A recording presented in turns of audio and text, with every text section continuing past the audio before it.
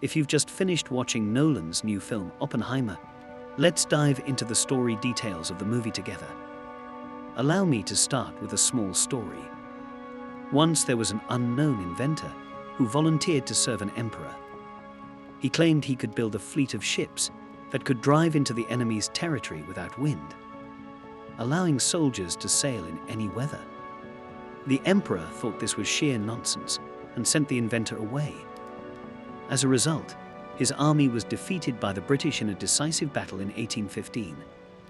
You may have guessed, this emperor was the famous Napoleon. And this inventor was Robert Fulton, who later built the first steamboat. In 1939, after hearing this story, U.S. President Roosevelt handed a letter from Einstein to General Edwin Watson and simply said, "Carry it out." In Nolan's new film, Oppenheimer, it's mentioned that Einstein's letter to President Roosevelt led to the initiation of the Manhattan Project, but the movie does not explain the specific content or why Einstein wrote this letter. Initially, the US government was not enthusiastic about researching this super bomb, and officials and military personnel at the time had no concept of nuclear energy or nuclear weapons. On the contrary, Einstein, who was always immersed in theoretical physics, was greatly shocked after seeing the research manuscripts of Szilard and Fermi.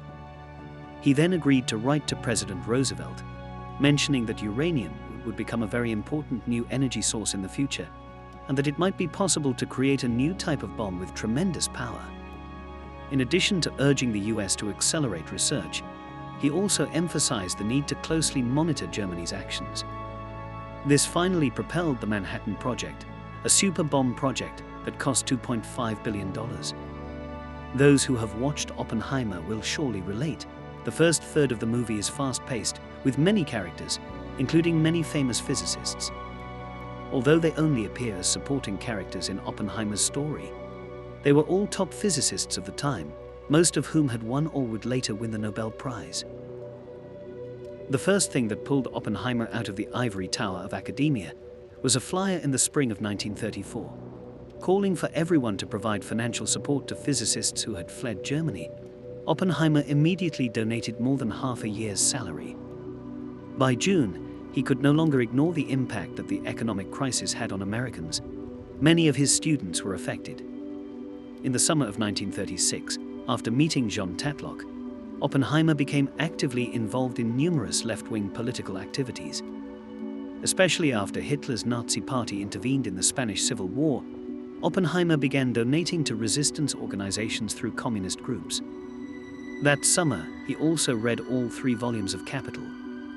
Even Professor Håkon Chevalier, who later became entangled with Oppenheimer in a spy incident, shamefully admitted, as a seasoned Marxist, he had never finished reading Capital.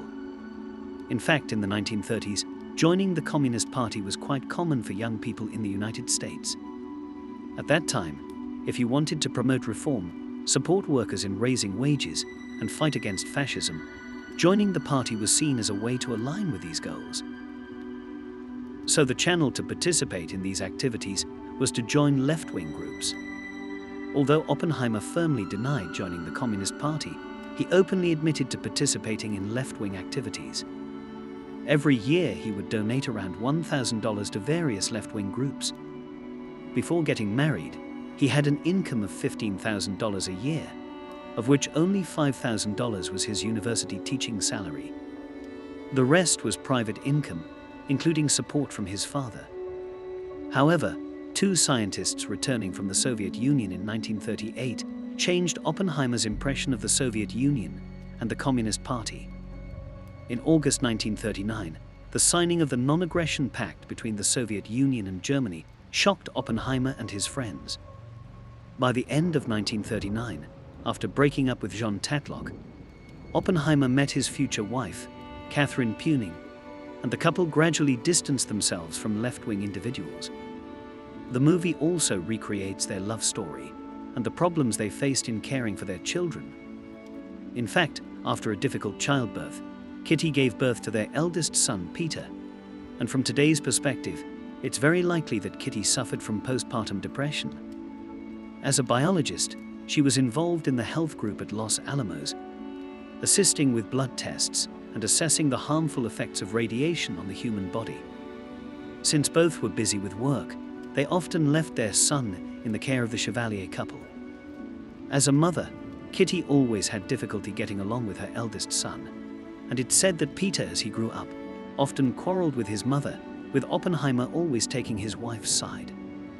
As a result, under various pressures, Peter failed the entrance exam for Princeton, which made Oppenheimer very angry, and Peter had to spend a summer vacation at his uncle Frank's farm.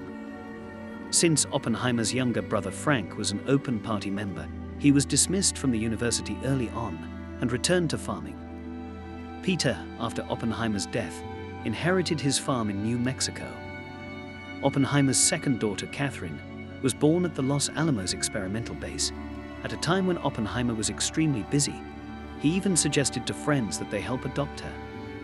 In 1967, the death of her father greatly affected Catherine, and in 1969, due to the FBI's refusal to grant her the necessary security clearance, she lost her translation job at the United Nations, moved to the US, Virgin Islands, and died by suicide in 1977. Part 3. Oppenheimer's first impressions.